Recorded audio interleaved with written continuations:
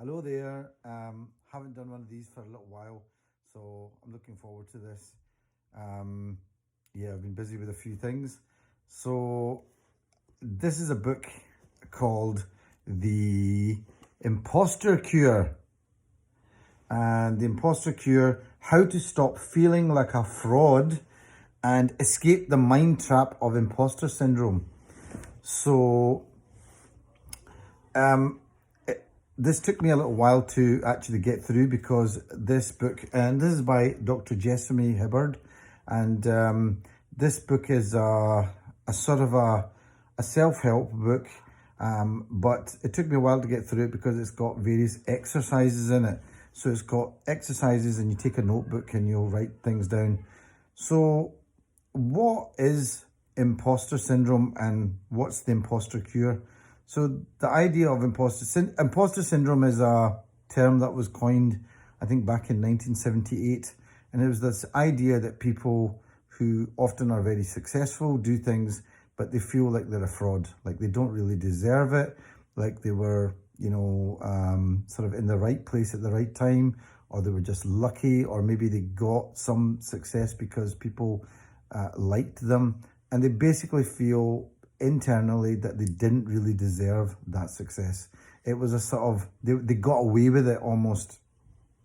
And this is something that I must admit I very much understand, and it's something that I've felt, quite strongly at times.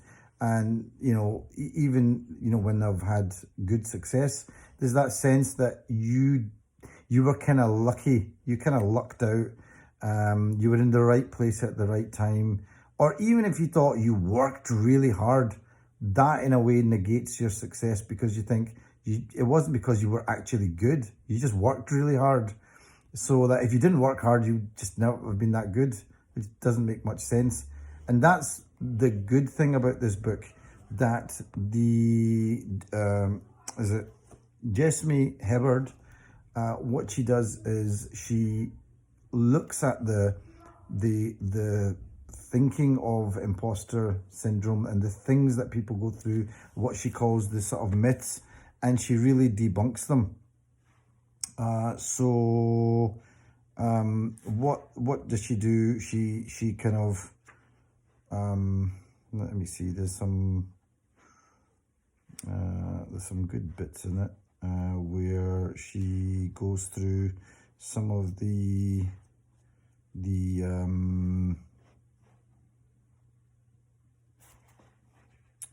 some of the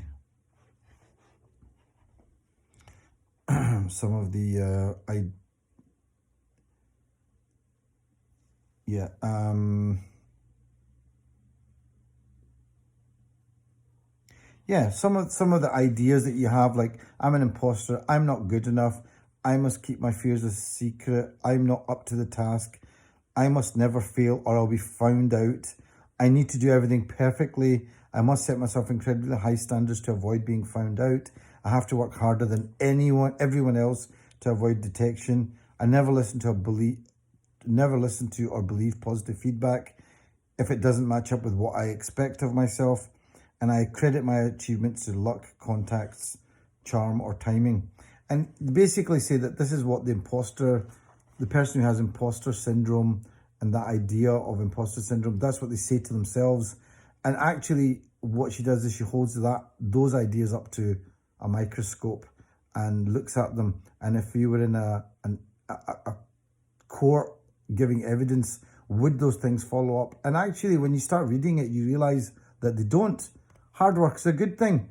When people have hard work, it's because they have a quality in them to produce hard work. Nobody gives you a job based on liking you. Just they base it on their own interests. Being able to put together a team is a good part of being a good leader. So there's just lots of things in here that make a lot of sense. And that really, when it comes down to it, everybody who does a good job has a certain amount of this imposter feeling in them, that they're not quite good enough. It's just a part and parcel of success and anybody who does anything successfully. And the cure essentially is, first of all, it's to recognize that voice, that internal voice that you've got going on that is saying that kind of thing. Is to recognize that it's a part of one's sort of part of the psyche of people who have a certain amount of, who have a certain conscience about what they do. That kind of sense of self-doubt, there is a bit of that. That is there. Thirdly, it's to have compassion. That's a big part of it. To have compassion for yourself. And that's not just like a slogan. It's a really, really important characteristic. Then there's the idea that there's no such thing as perfection. And that she makes a big point of that this idea that you got to be perfect just doesn't follow through. So it's very much about taking action, but it doesn't have to be perfect. And that is okay. And she does it in a very systematic way, incidentally. So, and you get to write things down. You will write down things like, I mean, there's things like, I've just opened it up at chapter 11, the myth of lucky and other stories. So the myth one was, that was the bit I was looking for. I was really lucky. It must have been a fluke. It's just because I worked really hard. I was just in the right place at the right time. They just liked me. And she really it was a team effort. I just knew the right people. Yes, you did know the right people, but you were also able to select the right people. So there's something about your judgment and the way you evaluate things, which is a really important skill. So, I mean, and then there's the idea that, with imposter syndrome, people either overwork or they avoid things. So they really work hard to make sure nothing goes wrong, knocking themselves out in the process, really giving themselves a lot of stress, or they avoid things completely. And they'll just, so these are two things that people with imposter syndrome seem to have. And ultimately, it's about becoming comfortable with yourself. So, I mean, really, some great stuff here. I mean, some of the things, they felt sorry for me. It's positive discrimination. No one else wanted to do the job. This is actually great. She has the old excuses that the imposter syndromes have for why they were successful, and then new ways of responding to success. This is at the end. So I got lucky. It was a fluke. And what she says is, luck doesn't qualify success. It's just one small part of it. It's what you do next which determines whether it becomes a success or not. I fooled them. And what she says is, look, you underestimate other people. Don't forget that concrete evidence backs this up. Assessments, reviews, goal setting, these can't be fooled. It's just because they like me. They're just being polite. Likability does not qualify success. It's a superpower. No one will keep you in a job just because they like you. That's true. Well, actually, I don't know about that, actually. Likability, charm, and the ability to get on with others is an important part of success. That's true. It will make you a better team member, boss, and employee. So there's loads of other things here. I love this. There's one here. No one else wanted to do the job. And our answer to that is, really? With a question mark. I look good on paper. Only people who have done well look good on paper. Take in what's written on the paper. You have achieved all this. So it's a lot of, there's a lot of, it's really about compassion. I mean, she talks about celebrating your accomplishments. Talk about how you're doing. Now, that's something that, a lot of people aren't brought up doing. It's best to be humble. And that's something I've always been sort of brought up with. But the way that she sees that actually, it's not a bad thing to talk about what you've done well in and have success in. It's having confidence is a good thing. And it's about being comfortable with the success that we have. Embrace acceptance. Step out of your comfort zone. There's and the key ideas here that she says to take forward is you're not alone. Almost everyone feels like an imposter at some point in their lives. Remember what it means to be human, which often is to feel that maybe you're not good enough. Compassion, compassion, compassion. These three words, very important for yourself. Everyone experiences discomfort, and it can be a good thing leading to personal growth.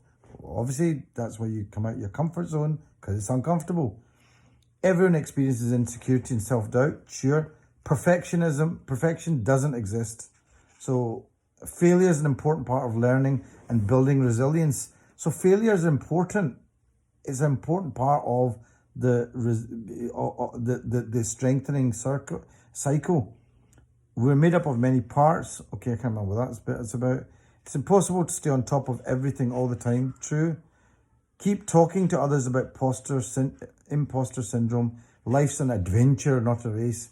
But it's true though, because you can keep up that success for a certain amount of time, but it's going to fall down. And even if you do keep that amount of success up, thinking it's like a race or, to the end, at the end, you're going to think, oh my God, what a waste of time. So this is basically very much grounded in psychology, but I think there's a part of it that's actually quite spiritual as well. But it's a great book, The Imposter Cure. If you think any of that applies to you, I would definitely look into buying this book. They've got some really good, she's got some work, things where she works on, and actually on the exercises that you work on. And on the basis of it, I ended up buying another book, which I'll just show you. And it was called Own Your Greatness, or Overcome Imposter Syndrome, Beat Self-Doubt, and Succeed in Life. This is not actually just for people who are trying to succeed. It's for people who are actually already successful, but don't believe in their success, don't acknowledge it, don't celebrate their success. So that's but this is more of like a workbook, which is quite interesting. I haven't actually gone through it yet, but I thought this was so good that I thought I'm going to buy something where you can work through it. So I ended up buying this. So these are but this is the book that I started with. It has taken me a while to get through it. I would definitely recommend reading it. So, sorry, I spent a bit long there. I haven't done one of these reviews for a while. So it's The Imposter Cure by Dr. Jessamy Hibberd. Okay, so I would definitely recommend having a read of this, especially if some of those ideas are ones that are familiar to you. And I also want to thank, there was a lady called Eileen who was on a course I did, who really actually first mentioned imposter syndrome to me, and it seemed to resonate with me, and I thought that makes sense. But obviously, that's and that kind of led me on to having a look at this. Okay, thank you. See you. Bye.